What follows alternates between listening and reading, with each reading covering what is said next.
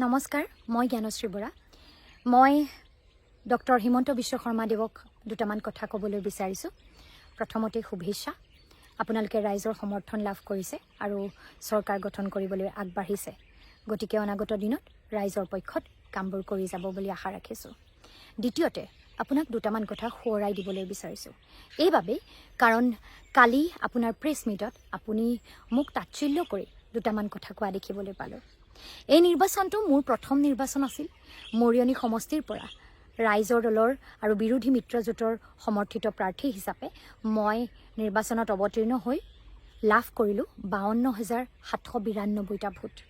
নিৰ্বাচনী প্ৰচাৰ মোৰ প্ৰাৰ্থিত্ব প্ৰদানৰ পৰা মৰিয়নিত প্ৰথমটো খোজ দিয়াৰ পৰা আৰম্ভ কৰি 35 দিনীয়া আছিল। আৰু আপুনি প্ৰথম নিৰ্বাচন খেলিছিল 1996 চনত। আপুনি লাভ কৰিছিল 29,318টা ভোট। যদি সেই সময়ত আৰু আজিৰ দিনত মৰিয়নি সমষ্টিৰ তুলনা কৰি পাৰ্চেণ্টেজৰ হিচাপতো চাওঁ, তেতিয়াহ'লে সেই সময়ত আপুনি লাভ কৰিছিল 34% ভোট আৰু মই এইবাৰ লাভ কৰিলোঁ 39% ভোট। আপুনি যোৱাকালি এক্সিট পলৰ কথা কৈ মোক তাচ্ছিল্য কৰি দুটামান কথা কোৱা দেখিলোঁ। সেইবাবে এইখিনি কথা ক'বলৈ মই বাধ্য হ'লোঁ।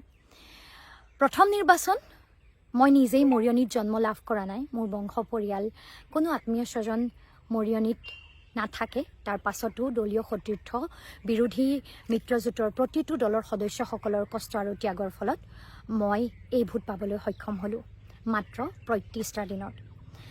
আপুনি সেই সময়ত যেতিয়া নিৰ্বাচনত প্ৰথমবাৰৰ বাবে অৱতীৰ্ণ হৈছিল, তেতিয়া আপুনি আছিল অসমৰ এজন অতি শক্তিশালী ৰাজনৈতিক নেতা।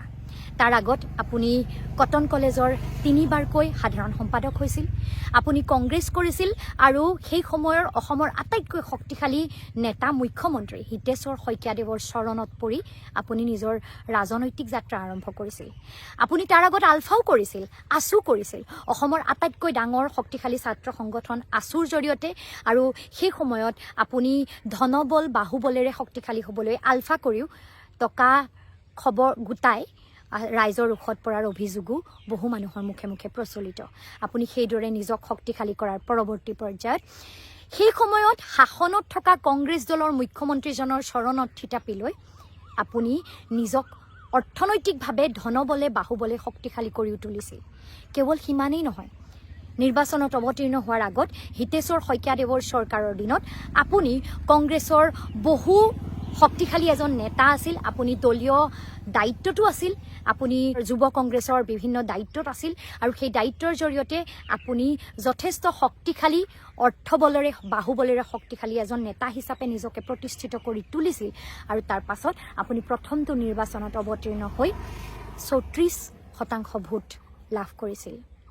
মোৰ তেনেকুৱা কোনো অতীত নাই। মই গোৱালপাৰা মহাবিদ্যালয়ত চৰকাৰী চাকৰিত 2.5 বছৰ কাল পাৰ কৰাৰ পাছত একাউণ্টত মাত্ৰ 2 লাখ টকালৈ মৰিয়নিত নিৰ্বাচনত অৱতীৰ্ণ হ'বলৈ আহিছিলোঁ। চৰকাৰত থকা দলৰ পৰা মই নিৰ্বাচন খেলা নাই। কোনো চৰকাৰী নেতাৰ ভৰিত পৰি মই মোৰ ৰাজনৈতিক যাত্ৰা আৰম্ভও কৰা নাই। ৰাইজৰ মাজত যি আদৰ্শৰ কথা কৈ ৰাইজৰ বাবে যিখিনি আচলতে কা আন্দোলন কৰিছিলোঁ, সেই কা আন্দোলনৰ পৰৱৰ্তী পৰ্যায়ত ৰাইজৰ মনৰ কথাবোৰ কৈ মই ৰাজনীতিলৈ আহিছোঁ। মোৰ মা দেউতাও ৰাজনীতিত নাই। মোৰ মূৰত কোনো চৰকাৰত থকা ডাঙৰ ব্যক্তিৰ আশীৰ্বাদো নাই। মোৰ ওচৰত অৰ্থনৈতিক ধনবল বাহুবল একো নাই। তাৰ পাছতো নিৰ্বাচনত অৱতীৰ্ণ হৈ মই এইখিনি ভোট লাভ কৰিছোঁ। আপুনি নিৰ্বাচন খেলিছিল মাত্ৰ 2টা কাৰ্যকাল প্ৰতিষ্ঠিত হৈ থকা 2বাৰৰ MLA এজনৰ বিৰুদ্ধে। মই নিৰ্বাচনত অৱতীৰ্ণ হ'লোঁ 5বাৰ MLA আৰু মাকক ধৰি 7বাৰ যিটো পৰিয়ালে ইয়াত জনপ্ৰতিনিধি হৈ আছে, সেই পৰিয়ালটোৰ বিৰুদ্ধে। নিজেই যিজন ব্যক্তি 5বাৰ জয়ী হৈছিল তেওঁৰ বিৰুদ্ধে। বিগত 35টা বছৰত যিজন ব্যক্তিৰ যিটো পৰিয়ালৰ আধিপত্য মৰিয়নিত আছে, সেই পৰিয়াল সেইজন ব্যক্তিৰ বিৰুদ্ধে। আৰু যিজন ব্যক্তি নিজেই কংগ্ৰেছৰ দিনত কংগ্ৰেছৰ শক্তিশালী নেতা, আজি বিজেপিৰ দিনত বিজেপিৰ শক্তিশালী নেতা হৈ আছে, সেইজন প্ৰাৰ্থীৰ বিৰুদ্ধে মই থিয় হৈছোঁ। তাৰ পাছতো 1 মাহত 52,792 জন ৰাইজৰ সমৰ্থন মই লাভ কৰিছোঁ। গতিকে এক্সিট পলৰ অপিনিয়নটো আপুনি মোক লৈ যিটো তাচ্ছিল্য কৰিলে সেয়া ছেডিষ্টিক প্লেজাৰৰ বাদ দি একোৱেই নহয়। ৰাইজে মৰম দিছে, ভালপোৱা দিছে, খুব কম সময়তে দিছে। মই ৰাজনীতিত একেবাৰেই নতুন, ৰাজনীতি শিকা নাই, শিকিবলৈ মোৰ বহুত বাকী আছে। এয়া প্ৰথমটো খোজহে। আমি ৰাইজৰ দল ৰাজনীতিত একেবাৰেই নতুন। এয়া আমাৰ আৰম্ভণিৰ খোজবোৰহে আমি দিবলৈ আৰম্ভ কৰিছোঁ আৰু অনাগত দিনত ভুল শুদ্ধৰ মাজেৰে আমি ৰাইজৰ মাজত গৈ ৰাইজৰ মনৰ কথাবোৰৰ বুজ লৈ বহু কথা শিকি যাম, বুজি যাম। আপোনালোক ৰাজনীতিত যথেষ্ট অভিজ্ঞ। শাসনত থকা দলৰ লগতেই থাকি সদায় শাসনত থাকি কাম কৰি যোৱাতেই অভিজ্ঞ। কংগ্ৰেছৰ দিনত কংগ্ৰেছ, বিজেপিৰ দিনত বিজেপি কৰি টকাৰে যিকোনো উপায়েৰে কিদৰে ৰাজনীতিৰ অংক, ভোটৰ অংক কৰিব লাগে, এইটোত আপোনাতকৈ সিদ্ধহস্ত মানুহ অসমৰ ৰাজনীতিত কোনো নাই। তথাপিতো আমি নতুন প্ৰজন্ম হিচাপে ৰাইজৰ পক্ষত থাকি আঞ্চলিকতাবাদ, জাতীয়তাবাদৰ কথা কৈ আমাৰ ৰাজনৈতিক যাত্ৰা আৰম্ভ কৰিছোঁ আৰু আপুনি জয়ী হৈ আমাক তাচ্ছিল্য নকৰাকৈ আচলতে ক্ষমতা দখল কৰিবলৈ আগবাঢ়োঁতেও দুটা কথা আমাক ইটিকিং নকৰাকৈ আপোনাৰ হোৱা নাই। মই নাভাবোঁ যে মই বহুত কিবা কৰিছোঁ। মই আজিৰ দিনটোত যিখিনি জনসমৰ্থন লাভ কৰিছোঁ সেয়া সম্ভৱ হৈছে মৰিয়নি সমষ্টিত থকা মোৰ ওপৰত বিশ্বাস ৰখা প্ৰতিগৰাকী ৰাইজৰ বাবে, মৰিয়নি সমষ্টিত থকা প্ৰতিটো বিৰোধী দলৰ প্ৰতিজন কৰ্মীৰ যথেষ্ট ত্যাগ, কষ্ট আৰু অৱদানৰ বাবে। গতিকে মোক তাচ্ছিল্য কৰি আপুনি কেৱল মোক ঠাট্টা কৰিছে এয়া নহয়, মোক সমৰ্থন কৰা মৰিয়নিৰ সেই ৰাইজসকলকো যেন আপুনি ক'ৰবাত তাচ্ছিল্য কৰিছে এনে লাগিল। আমাৰ খোজবোৰ নতুন খোজবোৰ ধৰক বৰক হ'ব পাৰে। নতুন খোজবোৰ দিওঁতে আমি বহুবাৰ পিছলিব পাৰোঁ, কিন্তু পিছলিলেও আমি খোপনি ধৰিম, আমি আগুৱাই যাম। এই আগুৱাই যাবৰ বাবে আমাক সুবিধাবাদৰ প্ৰশ্ৰয় ল'ব লগা হোৱা নাই। আমি সুবিধাবাদৰ পক্ষত অৱস্থান গ্ৰহণ কৰা নাই। আমি প্ৰত্যাহ্বানেৰে আৰম্ভ কৰিছোঁ। আমি সমাজৰ শোষিত বঞ্চিতসকলৰ কাষত থিয় হৈ সমস্যাৰ কথাবোৰ ক'বলৈ আৰম্ভ কৰিছোঁ। শাসনত থকা নেতাৰ ভৰিত পৰি আমি আমাৰ ৰাজনৈতিক যাত্ৰা আৰম্ভ কৰিব লগা হোৱা নাই। আমি বাট দীঘলীয়া বুলি জানো, কিন্তু তথাপিতো সেই দীঘলীয়া কণ্টকময় বাটেৰে আগবাঢ়ি যাবলৈ কষ্ট কৰি যাম বুলিয়ে আগবাঢ়ি ওলাই আহিছোঁ।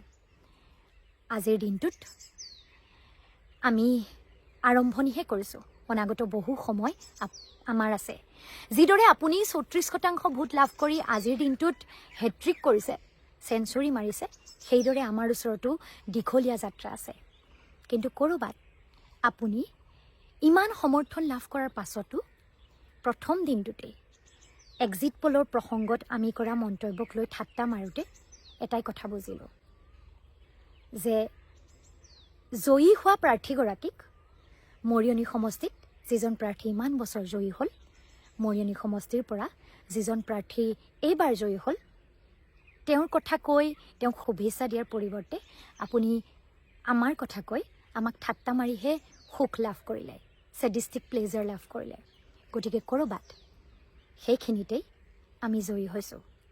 সেইখিনিতেই আমি যে এটা প্ৰত্যাহ্বান আৰু আপোনাৰ মনত সংশয়ৰ সৃষ্টি কৰিবলৈ সক্ষম হৈছোঁ, এইটো আমি বুজি পালোঁ। আপুনি প্ৰমাণ কৰি দিলে যে অনাগত দিনত আমি আপোনাৰ বাবে প্ৰত্যাহ্বান হৈ পৰিছোঁ।